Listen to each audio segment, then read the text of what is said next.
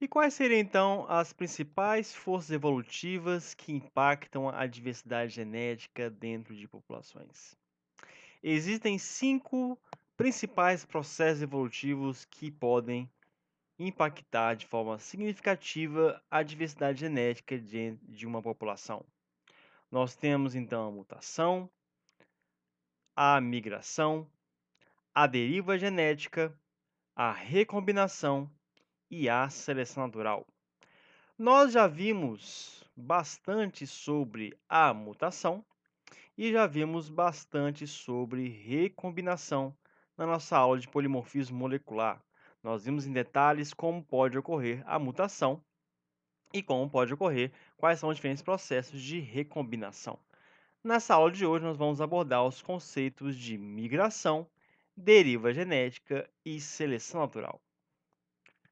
Bom, primeiramente pela migração, ou também denominada de fluxo gênico, ela ela pode ser definida como a passagem e estabelecimento de genes típicos de uma população para o conjunto gênico de uma outra população. Aqui nós temos esse exemplozinho bem bonitinho de duas populações de besouros, em que a população de besouro verde, né, no caso de besouros verdes, eles recebem um indivíduo da população de besouros marrons que fazem com que, como eles apresentam genótipos e fenótipos diferentes, ocorra então necessariamente um aumento na diversidade genética dessa população que só apresenta besouros com fenótipo de cor verde, o que faz então com que a gente possa estabelecer com toda tranquilidade que o processo de migração é um processo que aumenta a diversidade genética de uma dada população, ok? A migração normalmente já não tem efeitos deletérios sobre a população que realmente doa indivíduos para populações novas. Aqui um outro exemplo, né? Duas populações de pássaros que são separadas entre si, duas populações da mesma espécie, né, mais uma vez, que são separadas entre si a partir de barreiras físicas, em que nós temos que deste lado da fronteira, né, deste lado da barreira, ocorre um processo de seleção natural que pressiona fenótipos do tipo, né, homozigotos recessivos que criam então uma população homozigota dominante. Então, no caso, apenas homozigotos dominantes são os sobreviventes, né? São escolhidos para que possam estabelecer essa população.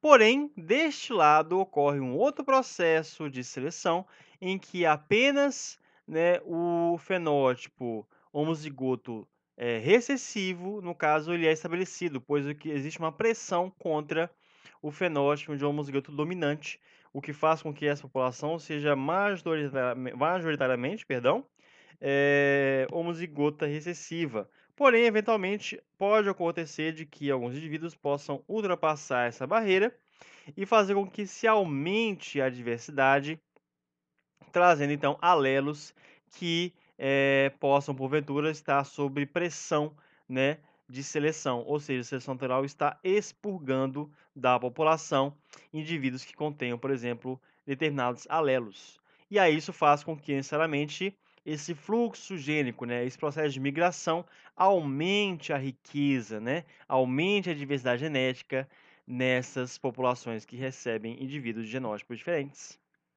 Bom, com relação à deriva genética, nós abordamos pela primeira vez na aula de introdução aos marcadores moleculares, em que a deriva genética ela pode ser conceituada como uma mudança na composição genética de uma população que ocorre, sobretudo, né, majoritariamente ao acaso, o que faz então com que o processo seja realmente um sorteio, né? Não ocorra uma seleção de indivíduos, porém ocorre na verdade um sorteio de indivíduos, que alguns indivíduos são expurgados da população de forma randômica e ao acaso. Então nós temos aqui um exemplo aqui dos besouros, né? Que apresenta uma certa diversidade. Um evento randômico ao acaso elimina uma parte da população desses besouros, só que elimina de forma totalmente aleatória. E então, a população apresenta necessariamente uma diversidade genética menor do que a população original. E aí, esses eventos de delay genética muitas vezes podem ser muito drásticos e explicam muitas vezes processos como que ocorrem eventualmente na natureza, como o processo de extinção de determinadas espécies, ok? Ou mesmo recuperação de espécies. E então nós temos, por exemplo, uma dada população, né? Uma dada população de uma dada espécie que mantém um patamar aqui populacional, né, de N indivíduos ao longo do tempo. Porém, com a presença, com a ocorrência de um evento chamado de evento gargalo, né, a imposição de um evento drástico de deriva genética, nós temos então uma queda drástica nessa população N de indivíduos, né, dessa espécie. E que, a depender da composição genética da população neste momento, né, após o término do evento de gargalo, né, ou o evento de deriva genética, nós podemos ter dois cenários. Nós podemos ter a recuperação da população, porém com uma diversidade genética menor, pois realmente foram retirados a partir de um grande sorteio, né, diversos indivíduos dessa população, ou, ou então pode acontecer, no caso, o processo de extinção. Tudo isso irá depender realmente da diversidade genética dos indivíduos que ocorrem na população remanescente, pois, dadas as condições ambientais existentes, pode ser então que os genótipos, né, que estejam presentes nessa população sejam favoráveis e ocorra então a recuperação da população. Porém, se os genótipos não forem favoráveis às condições que ocorrem neste momento, a população eventualmente pode vir a sucumbir e ser extinta, ocorrer a extinção dessa população e, eventualmente, dessa espécie. Bom, nós temos também um processo de seleção natural, né, que foi amplamente estudado por Charles Darwin, ok? E então nós temos que o processo de seleção natural é um processo que muitas vezes parece difícil de entender, né, mas é um processo bem simples, né? Ocorre, na verdade, uma seleção de fenótipos, né? Ocorre que a seleção natural nada mais é do que fenótipos de melhor adaptabilidade ou também de maior fitness serão então aqueles que são herdáveis, né, que serão herdáveis nas próximas gerações. Vamos aqui um exemplo, né, nossos besourinhos. Aqui os besouros verdes e os besouros marrons, né, são selecionados justamente porque existe um fator que seleciona determinados tipos de fenótipos, né, como é o caso aqui dos pássaros que preferem mais besouros verdes em detrimento dos besouros marrons, o que faz com que os fenótipos de maior fitness ou de maior adaptabilidade sejam necessariamente os fenótipos da cor marrom, pois eles não são selecionados por esse fator de seleção, que no caso é o apetite dessas aves. Então, nós temos aqui também o conceito de fitness, que é a medida da capacidade de sobrevivência e reprodução de um determinado indivíduo, e aí nós temos que realmente o melhor fitness é verificado pelos besouros de cor marrom nesse caso, né? Pois a seleção natural não atua fortemente sobre eles.